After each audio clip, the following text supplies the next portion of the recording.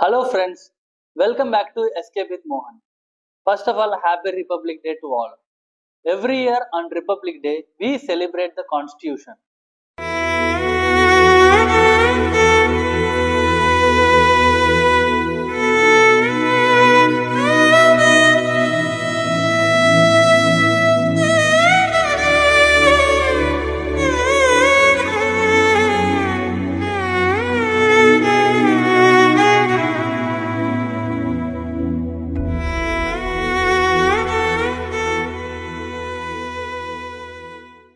We talk about freedom, democracy, equality, and justice.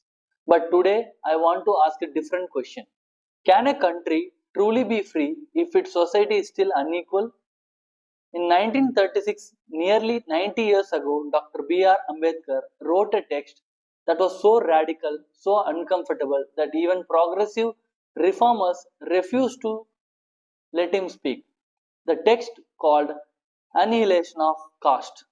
It is not just a book, it is an accusation against society, against religion, against hypocrisy. And on Republic Day, the day we honor Ambedkar as the chief architect of Constitution, this may be the most important text to revisit.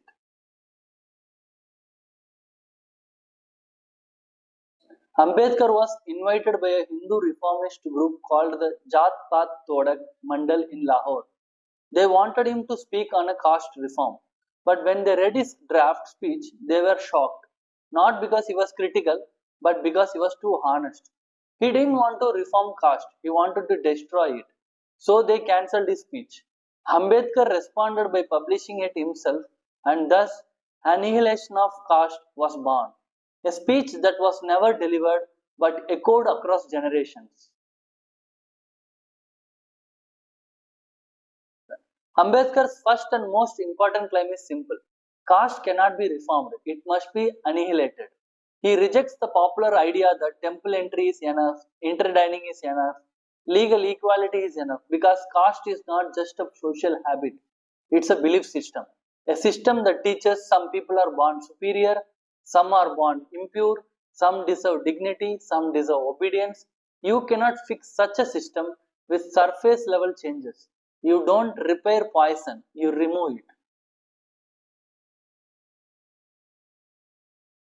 This is where the book becomes truly uncomfortable. Ambedkar argues that caste survives not because of ignorance, but because of religion itself. He directly critiques Hindu scriptures which justify hierarchy as divine order. He says if a system of inequality is treated as sacred, then oppression becomes a duty, not a crime. This is why caste is so powerful. It is not enforced only by law or violence, it is enforced by belief. People don't just follow caste, they worship it, and that makes it extremely hard to challenge.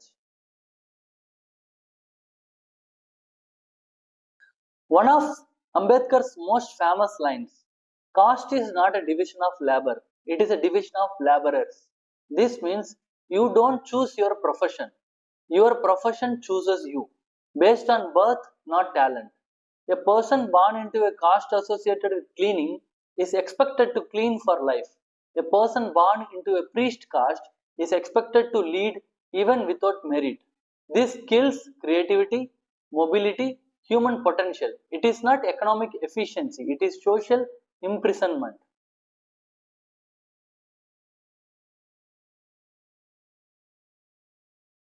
Ambedkar was deeply critical of Indian nationalism. He believed that many leaders were obsessed with British rule, independence, national pride, but ignored untouchability, poverty, structural inequality. He warned what is the value of freedom if a large section of society is born into humiliation. For Ambedkar, republic without equality is empty symbolism. A flag can change, a government can change, but if society remains hierarchical, oppression simply wears new clothes.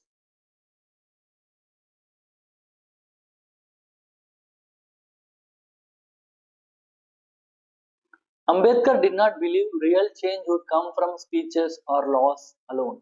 He believed the most powerful weapon against caste is intercaste marriage because caste survives through family, lineage, bloodlines, endogamy. When people marry across caste, the system loses biological continuity. Children no longer fit neat categories. Hierarchy becomes unstable. This is why society resists such marriages so violently, not because of culture, but because they threaten the foundation of caste itself. To be fair and critical, we must also acknowledge his tone is harsh. Ambedkar's language is confrontational. Many readers feel attacked or alienated. Some argue he underestimates reform within religion. He dismisses spiritual traditions too broadly. Not all caste oppression is religious. Today, caste also operates through economics, politics, social networks. Even people who reject religion still practice caste. So, annihilating scriptures alone is not enough. Implementation problem even Ambedkar knew. Destroying a belief system rooted in 2000 years of culture is not easy. The book gives moral clarity, but real world transformation is slow, complex, and painful.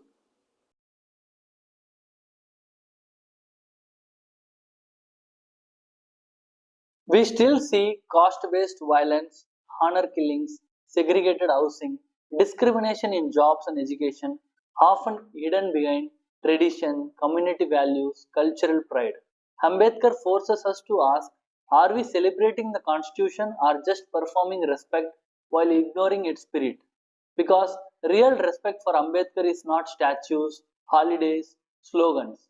It is dismantling the systems he fought against. Unfortunately, I was born a Hindu untouchable. It was beyond my power to prevent that. But it is within my power to refuse to live under these humiliating conditions. Though I was born a Hindu, I solemnly assure you that I will not die as a Hindu. On this Republic Day, we remember that Ambedkar gave us a constitution based on liberty, equality, fraternity. But annihilation of caste reminds us of something deeper. Laws can create rights, but only society can create dignity. The book is uncomfortable because it doesn't flatter us. It doesn't say we are great. It asks, are we just? And maybe that is most patriotic question of all.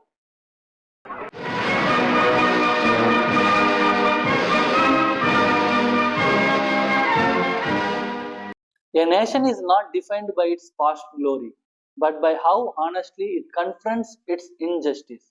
On this Republic Day, reading Annihilation of Caste is not an act of rebellion, it is an act of responsibility. Our difficulty, as I said, is not about the ultimate future. Our difficulty is how to make the heterogeneous mess that we have today take a decision in common and march in a cooperative way on that road which is bound to lead us to unity. Thanks for watching this video. If you feel this book is relevant even after 90 years, give a thumbs up and type in your comments.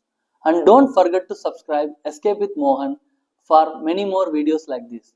Until next video, bye.